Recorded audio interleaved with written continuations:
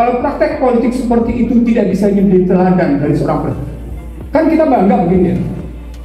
Kalau Anda menjadi presiden, maka baju Gerindra Anda harus copotin. Baju PDIP Anda harus copotin. Baju yang namanya apapun partainya Anda harus copotin. Anda adalah anak bangsa, anak negara terbaik untuk memimpin bangsa. Dan ketika Anda bawa tetap partai di depannya, maka sesungguhnya Anda menjadi pemimpin kelompok. Anda bukan pemimpin bangsa, Anda bukan pemimpin negara. Anda adalah pemimpin kelompok Anda. Itu yang saya sebut sebagai pemimpin bangsa terbelah. Kalau dalam buku saya sebut itulah pemimpin bangsa. Berarti kegagalan pertama adalah kegagalan keteladanan. Tidak ada. Nah, kalau pendidikan politik, pendidikan dalam yang gagal, begitu masuk ke ekonomi, maaf. Saya cuma ngambil satu indikator saja karena Rama minta mempersingkat. Nah, saya dalam posisi sesungguhnya amat sangat terenyuh, amat sangat sedih melihat euforia kemenangan Prabowo Subianto dengan pidato 20 Oktober yang begitu menggelegar, tapi sesungguhnya ketika diukur kontennya menyedihkan.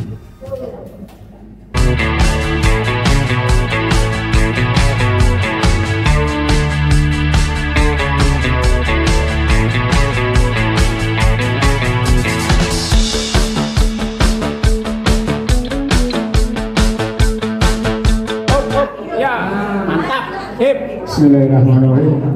Assalamualaikum warahmatullahi wabarakatuh. Ini saya ngelakinin para tokoh nih. Jadi saya minta maaf kalau saya ngelakuin orang sekali. Saya ini baru datang, jadi mau ngomong apa ya? Saya bicara dua hal. Yang pertama oleh-olehnya Prabowo Subianto, oleh-olehnya Prabowo Subianto, dan yang kedua dari oleh-oleh itu kita melihat apakah retorika sejak 20 Oktober sampai dengan kemarin surat yang beredar mendukung Ridwan Kamil dan Susmono itu ajak dalam kehidupan ekonomi politik kita. Bapak sekalian, saya mencatat hanya perjalanan APEC dan G20. Dalam perjalanan APEC dan G20 itu, Presiden kita Republik Indonesia menyatakan soal 25% kelaparan, dan kemudian juga bicara tentang kebebasan pendidikan dan kesehatan. Silakan investasi di bidang pendidikan dan kesehatan. Videonya beredar luas, tapi buat saya ini omongan yang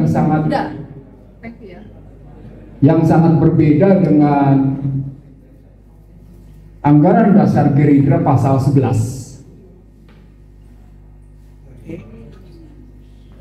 Anggaran Gerindra pasal 11 itu menyatakan mereka ingin menegakkan dan melaksanakan Undang-Undang Dasar 1945 secara murni dan konsekuen. Dan kalau bicaranya melaksanakan Undang-Undang Dasar 45 secara murni dan konsekuen, maka pernyataan Presiden Prabowo Subianto di APEC itu tentang keinginan silahkan datang berinvestasi di bidang pendidikan dan kesehatan bertentangan.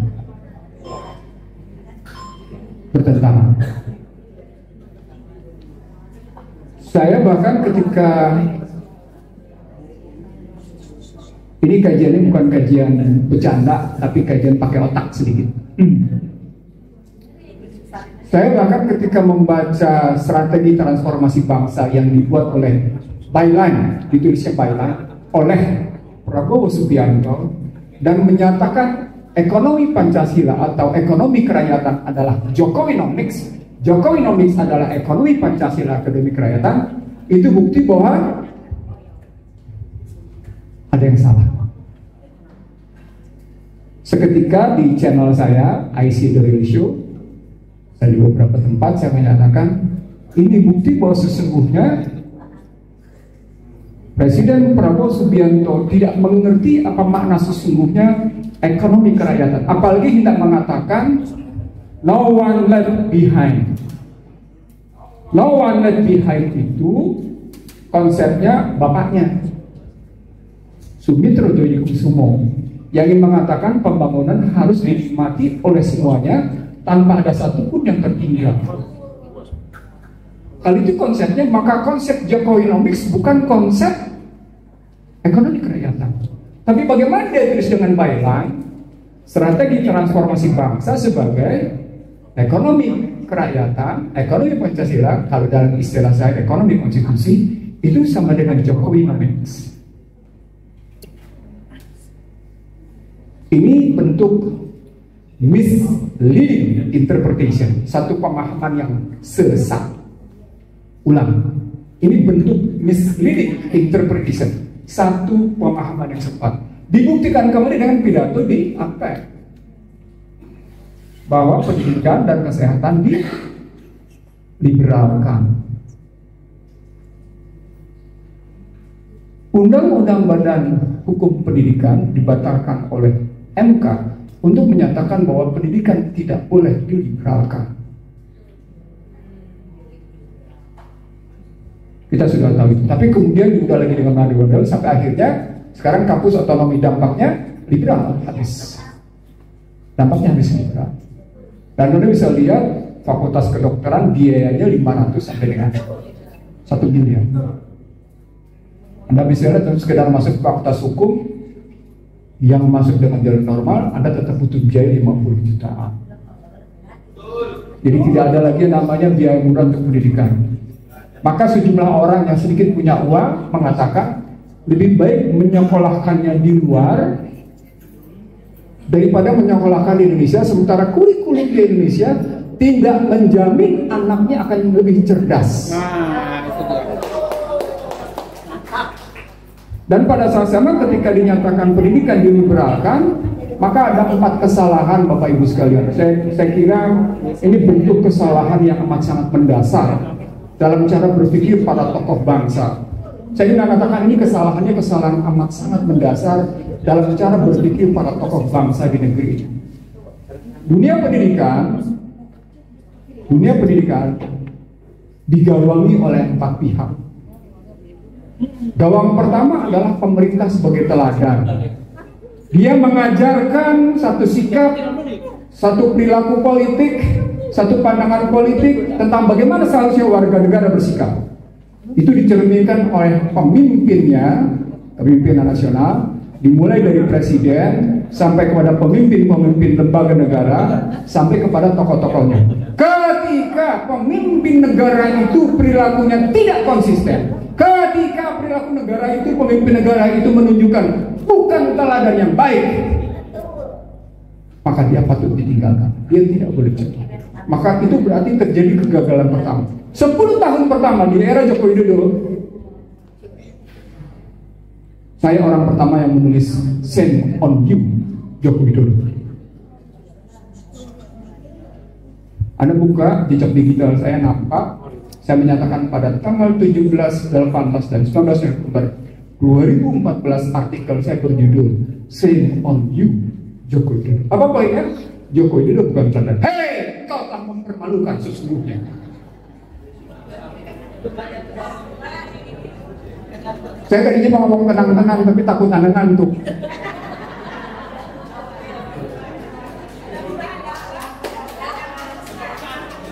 Saya mau ngomong tenang-tenang. Kan saya dituding sama Refli sebagai siapapun presidennya, Ihsanuddin Nursi oposannya. Refli yang ngomong kayak gitu bukan gua. Dan gaya ngomong yang meledak-ledak. Saya bisa ngomong dengan tenang-tenang seperti tadi. Tapi ketika saya ngomong tenang-tenang, saya lihat Bapak Ibu ngantuk. Saya terusin Bapak sekalian. Jadi yang pertama adalah soal keteladanan. Pertanyaannya, kalau Joko Widodo tidak pernah bisa jadi teladan, pertanyaan berikutnya, Prabowo Subianto yang menyatakan akan menegakkan Undang-Undang Dasar 45 secara murni dan klakson bisa jadi teladan nggak kalau omongan ini? Surat kemarin itu bukti nyata bahwa dia tidak bisa jadi teladan. Surat kemarin itu menunjukkan bahwa yang namanya Ridwan Kamil dan Susmono sudah kejepit karena 5 hal. Bobotoh, menghina Jakarta, soal janda, menghina Nabi, ya kan? Lelaki gemulai. Loh, enggak, itu saya cuma nangkep omongan di bawah. Saya cuma nangkep omongan di bawah. Nah, saya nggak ngerti dari itu. Saya sampai bernilainya kayak gitu. Kebetulan bawa masalah dari Bandung. Ini ada teman saya dari Bandung, cuma waktu itu dia nggak hadir aja. Saya dihadiri sama teman-teman Bandung karena saya tidak mendukung Ridwan sebagai wali kota dan Ridwan sebagai gubernur. Saya ulang di Jakarta, gue kan kenal Ridwan. Dia nggak kenal gue nggak apa-apa, tapi gue kenal dia. Maka surat kemarin itu menunjukkan sebuah kesalahan praktek politik yang salah.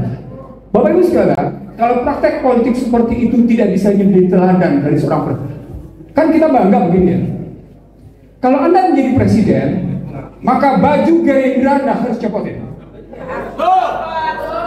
Baju PDIP Anda harus copotin.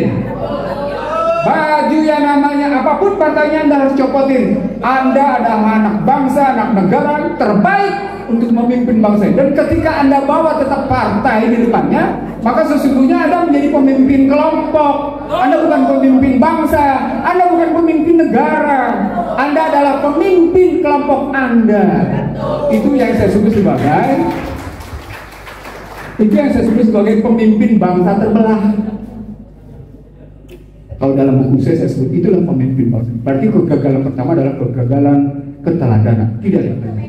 Oke, Bang Ihsanuddin bisa dipersingkat. Ini karena semangat jadi nggak enak mau potong jadi. Silakan mungkin dipersingkat dulu. Saya belum masuk faktor ekonomi nih, karena nanti ibu-ibu akan terasa di faktor ekonomi. Di faktor ekonominya, apa yang dilukiskan di publik tentang faktor ekonomi itu masih secuil. Lanjut Pak, lanjut. Masih secuil.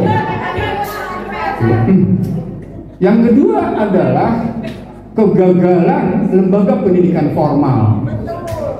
Nadiem adalah tokoh yang ditugaskan memang untuk meluluh lantakkan bangsa ini sehingga kurikulum merdeka menjadi merdeka di mana anak SD SMP tidak bisa berhitung tambah 2 berapa. Jadi kalau ingin meluluh lantakkan sebuah bangsa, luluh lantakkan yang namanya pendidikan.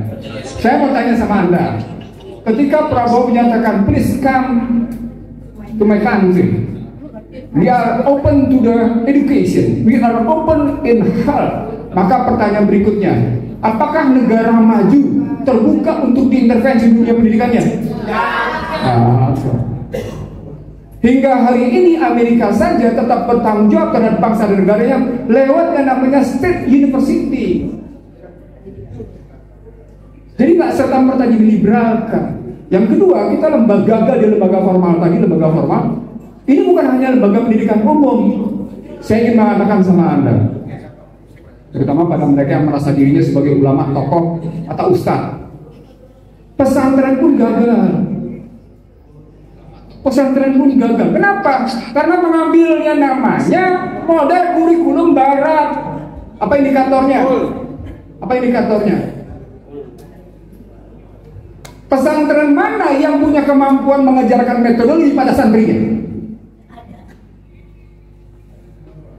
Pesantren mana yang mengajarkan kekuatan analis pada santrinya? Tunjukkan satu saja di Indonesia, ada nggak? Tunjukkan satu aja. Saya kebetulan keliling di kawasan pesantren Jawa Timur.